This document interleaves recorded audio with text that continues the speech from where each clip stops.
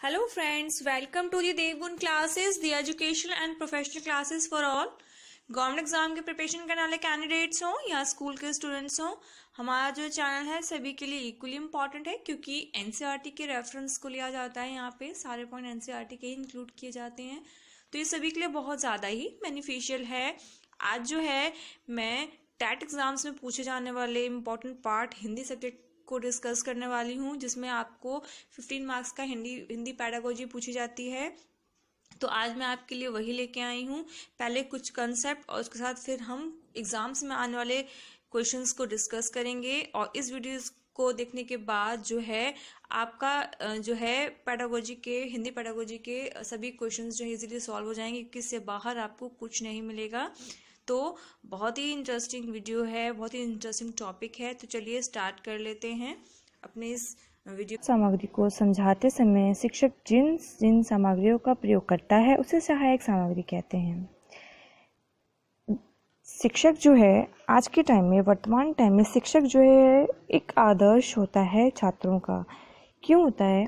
क्योंकि वो जो है अपने शिक्षण को एक आदर्श शिक्षण बनाता है। कैसे?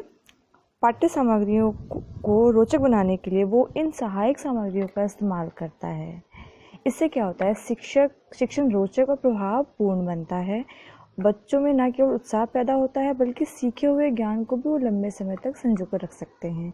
बच्चा जो सुनता है, सुनने के साथ अगर उसको देखे भी तो बच्चा उसको क्या करता है, लंबे समय तक अपनी स्मृति पटल पे जो है संजो कर रख सकता है। और जो है ऐसी शिक्षण वातावरण को जो है सकारात्मक वातावरण कहते हैं, क्योंकि इसमें जो छात्र हैं वो सकारात्मक रवैये के साथ बैठते हैं और पढ़ते हैं। तो हम कह सकते हैं कि वर्तमान शिक्षण के अंतर्गत अध्यापन में नवीनता लाने के लिए, नयापन लाने के लिए इन सहायक सामग्रियों का प्रयोग किया जाता है ताकि शिक्षक जो हैं शिक्षण को सही दिशा में ले जाएं और जो वो परिणाम चाहते हैं वो परिणाम ला सके। तो आप यहाँ पे डायग्राम में देख रहे होंगे कि एक अध्यापिका है, यहाँ पे एक शिक्षिका है, उसने अपनी क्लास को किस तरीके से तैयार कर रखा है। आप देखेंगे यहाँ पे छोटे बच्चों के लिए चार्ट्स भी है, उन्होंने जो है टीवी का भी यूज़ किया हुआ है, कैलेंडर्स वगैरह लगा रखे हैं, डिस्प्ले बोर्ड लगा रखा है। इन सब का यूज़ करके क्या किया है इसने कि बच्चे का जो है माइंड जो है अपनी तरफ केंद्रित कर लिया है, बच्चों का ध्यान अपनी तरफ कर लिया है, बच्चों को पढ़ा भी रही है, बच्चों को चित्र भी दिखा रही है। इससे क्या है, बच्चा जो है एकदम ध्यान लगा के रोचक पूर्ण तरीके से जो है शिक्षक की बात को सुनता है और समझता है, जिससे क्या होता है कि जो कक्षा का वातावरण है वो भी रोचक पूर्ण सकारात्मक होता है। ठीक है, तो अब देखिए शिक्षण सहायक सामग्री के उद्देश्य क्या क्या हैं, हमें क्यों ज़रूरत होती है इसकी। तो पहला है अनुभवों के द्वारा ज्ञान प्रदान करना। अभी मैंने आपको बताया बच्चा जो देखता है और जो सुनता है, अगर इन दोनों को इकट्ठा कर दिया जाए, देखे भी और सुने भी, तो बच्चे के मस्तिष्क पे अच्छा असर होता है। बच्चा जो है चीज़ को अपने सामने देख के उसको अनुभव करता है, तो उसको जो अनुभवों से ज्ञान मिलता है वो ज्ञान ज़्यादा लंबे समय तक रहता है। दूसरा जो है तीव्र एवं मंद बुद्धि छात्रों को योग्यता अनुसार शिक्षा देना।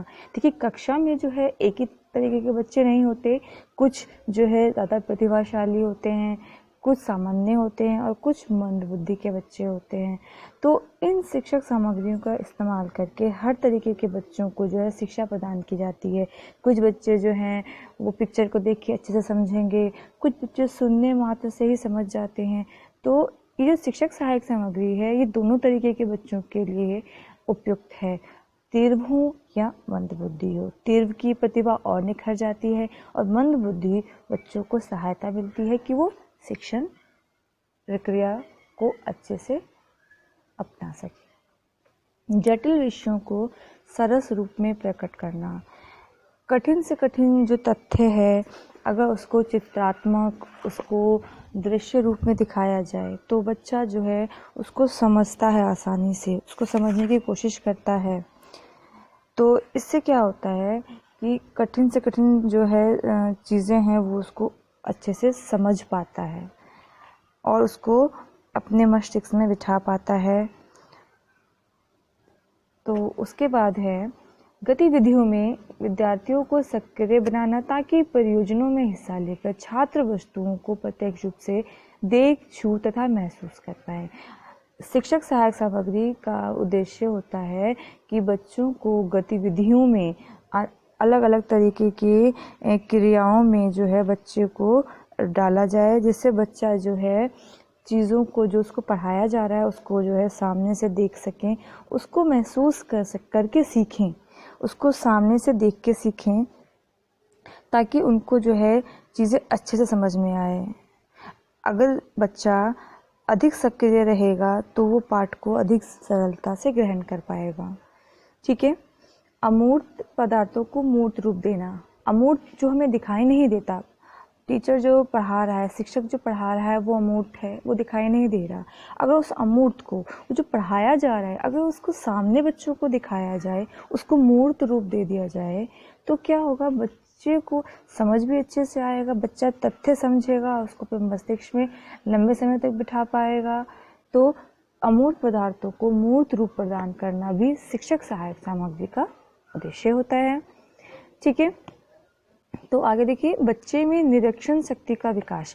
बच्चा देख रहा है, देख के जो है ऑब्जर्व कर रहा है चीज़ को, तो उसको क्या होगा, उसके अंदर ना ये शक्ति उभरेगी कि वो अच्छे से चीज़ों को निरीक्षण कर सके, उसको देख के उसको अच्छे से ऑब्जर्व कर सके।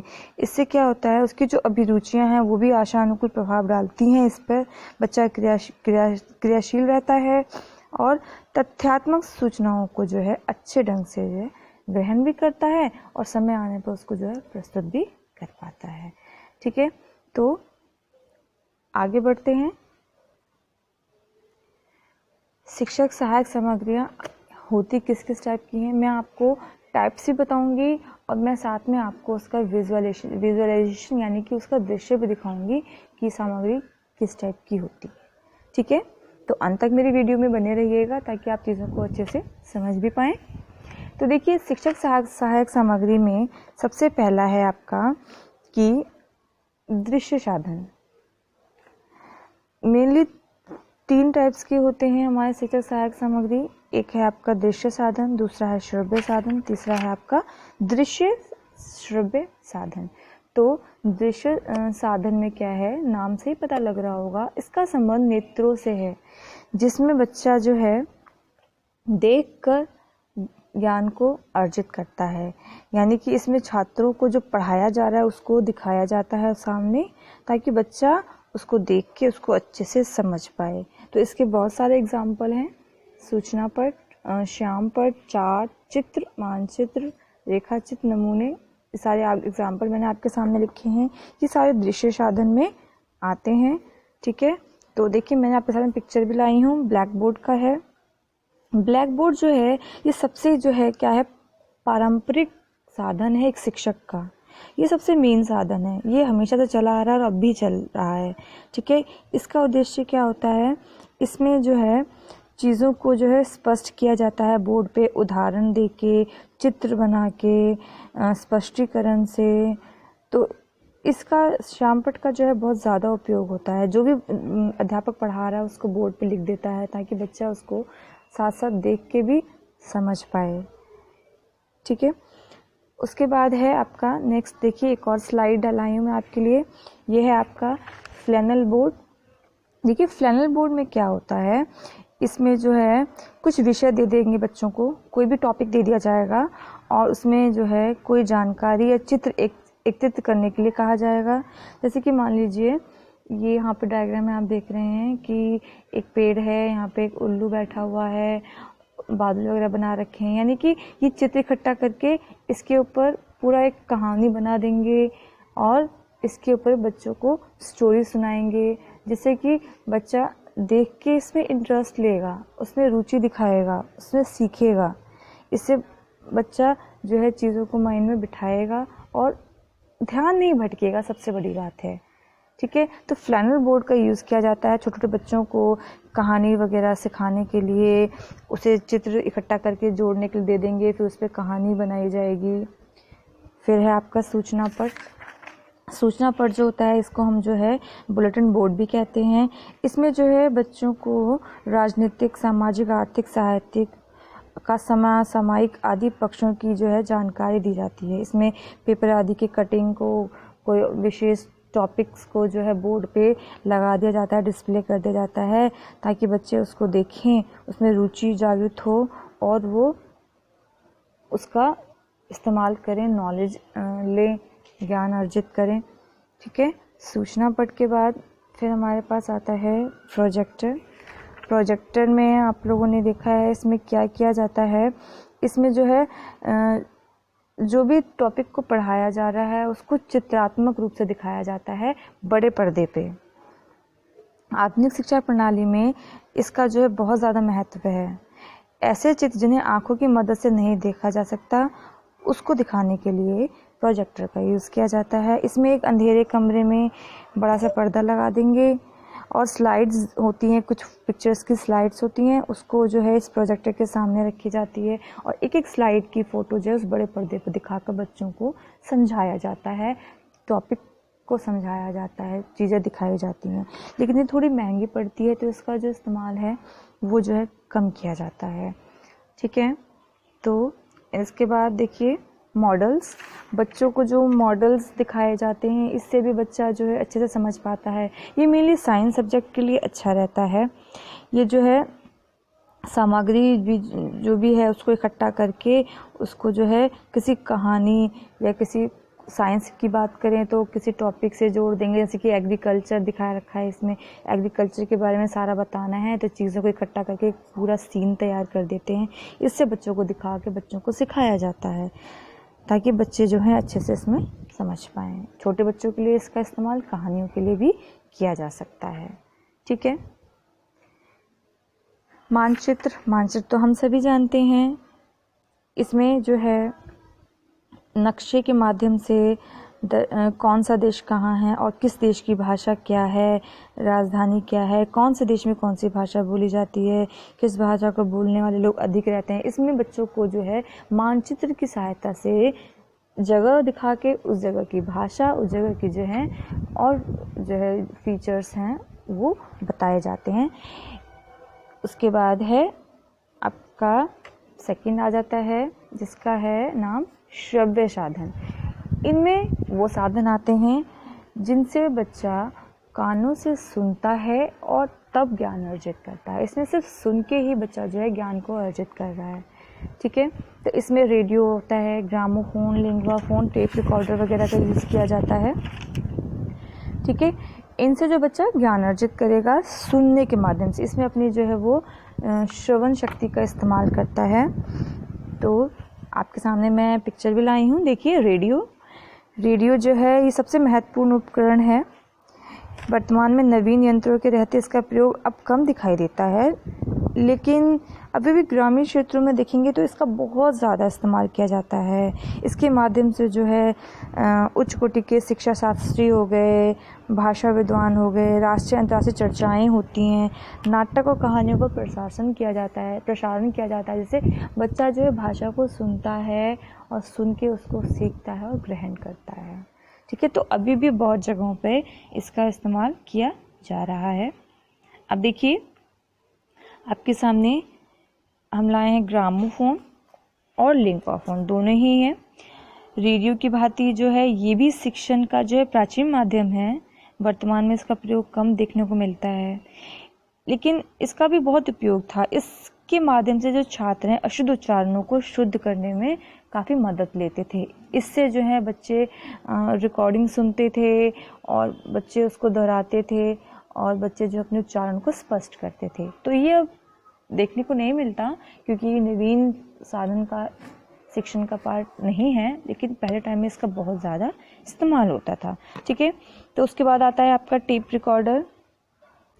ठीक है। टेप रिकॉर्डर भी आप सभी जानते हैं। टेप रिकॉर्डर ध्वनि के ज्ञान के लिए बहुत ज़्यादा अच्छा होता है। इसमें बच्चा जो है रिकॉर्ड की हुई आवाज़ को बार बार सुनता है और सही उच्चारण करने की कोशिश करता है। बोलने में कहाँ गति रखनी है, कहाँ विराम रखना है, कहाँ आरोह कहाँ अवरोह है, इन चीज़ों को ध्यान रख के उसको क्या है सीखता है और समझता है।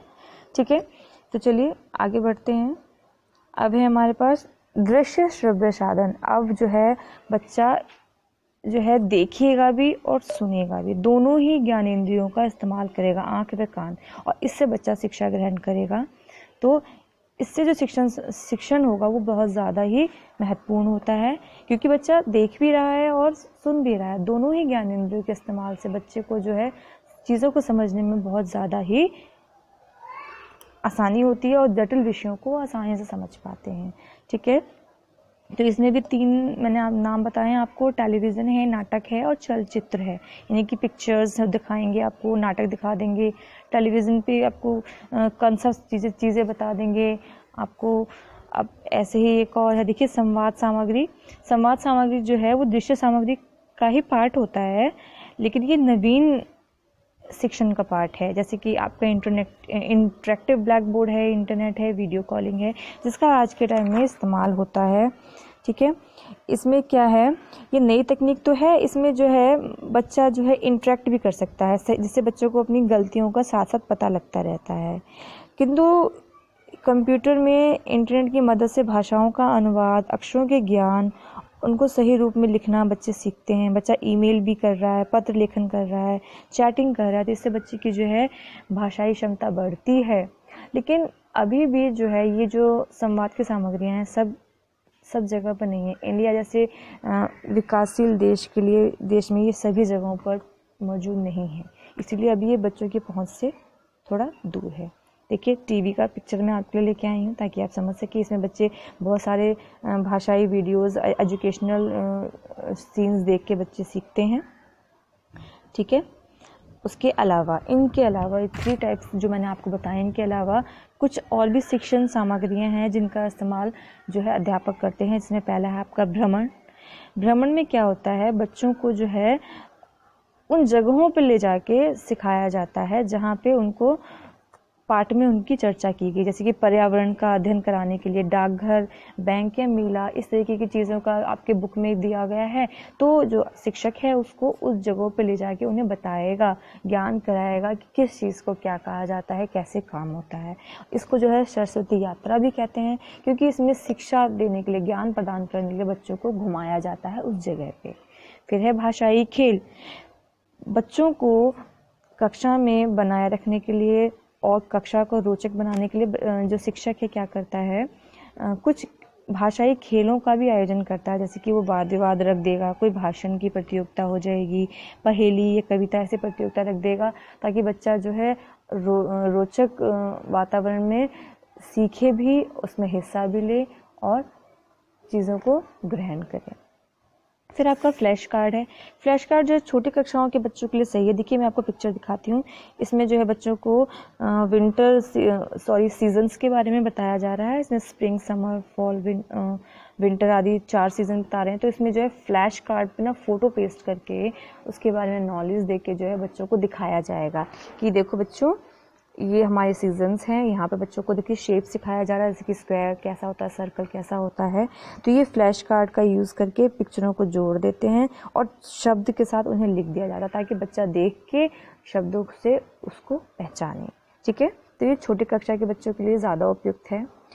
ठीक है, अब देखिए सहायक सामग्री को हम इस्तेमाल तो कर रहे हैं, पर इसका इस्तेमाल करते वक्त हमें जो है कुछ चीज़ों का ध्यान रखना पड़ता है। वो क्या क्या चीज़ें हैं, देखिए सामग्री जो है वो छात्रों के अनुभव, समझ और आयु के अनुसार होनी चाहिए। ऐसा ना हो कि हम पढ़ा तो फर्स्ट क्लास को रहे हैं, लेकिन हम जो सामग्री यूज़ कर रहे हैं वो 10वीं के बच्चे के लिए है। तो इससे क्या होगा कि बच्चा जो छोटा बच्चा जो वो ग्रहण नहीं कर पाएगा। तो जिस आयु के बच्चे के लिए हम शिक्षण देने जा रहे हैं, उसी आयु के बच्चे के हिसाब से ही हम उसकी सामग्री को इस्तेमाल करेंगे।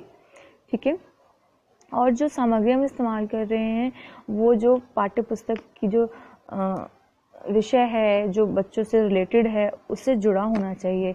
ये नहीं कि हम साइंस का कोई टॉपिक पढ़ा रहे हैं और हम दिखा रहे हैं उसको SST का, ऐसा नहीं होना चाहिए। और तीसरी बात जो है, शिक्षक को बहुत ज़्यादा अच्छे से जानकारी होनी चाहिए इन साधनों का जिनका वो उपयोग कर रहे हैं, और इसीलिए उसको जो है पहले ही एक कृत्रिमिक वातावरण में इसकी प्रैक्टिस कर लेनी चाहिए, ताकि बच्चों के सामने किसी प्रकार की त्रुटि ना हो। सामग्री सही हालत में हो, ताकि जब हम उसका प्रयोग कर रहे हैं तो किसी भी तरीके की क्या कहते हैं गलती ना हो, बच्चों के ऊपर गलत इम्प्रेशन ना जाए। ठीक है, तो चीज़ें सही हालत में होनी चाहिए। और सबसे बड़ी बात जो है, चीज़ें सही हालत में होंगी तो वो सुरक्षित भी रहेंगी। कई बार ऐसा होता है कि बच्चे अगर उनको यूज़ करते हैं तो बच्चों को जो है कोई हानि हो सकती है, क्षति पहुंच सकती है। तो सही हालत में होना भी ज़रूरी है ताकि सुरक्षा बनी रहे। और एक बात जो है सबसे महत्वपूर्ण है, जिसके ऊपर क्वेश्चंस भी पूछते हैं, शिक्षक को ध्यान रखना चाहिए कि सामग्री साधन मात्र है, साध्य नहीं। ये जस्ट पार्ट है शिक्षण का, एक इक्विपमेंट है। हम ये नहीं कह सकते कि यही सारा आधार है, इसके बिना शिक्षा नहीं होगी, ऐसा नहीं है। ये सिर्फ शिक्षण का एक पार्ट है। तो इसके ऊपर क्वेश्चन भी आया हुआ है कि जो सहायक सामग्री है वो क्या है, वो साधन मात्र है या साध्य है। तो इस तरीके का प्रश्न जो आपको पूछा जा चुका है। तो आज का वीडियो यहीं ख़त्म होता है। आपको वीडियो पसंद आए तो मेरे चैनल को लाइक ज़रूर करिएगा। ठीक है, थैंक यू फॉर वॉचिंग। ठीक है, बहुत बहुत धन्यवाद। मिलते हैं अपने अगली क्लास में।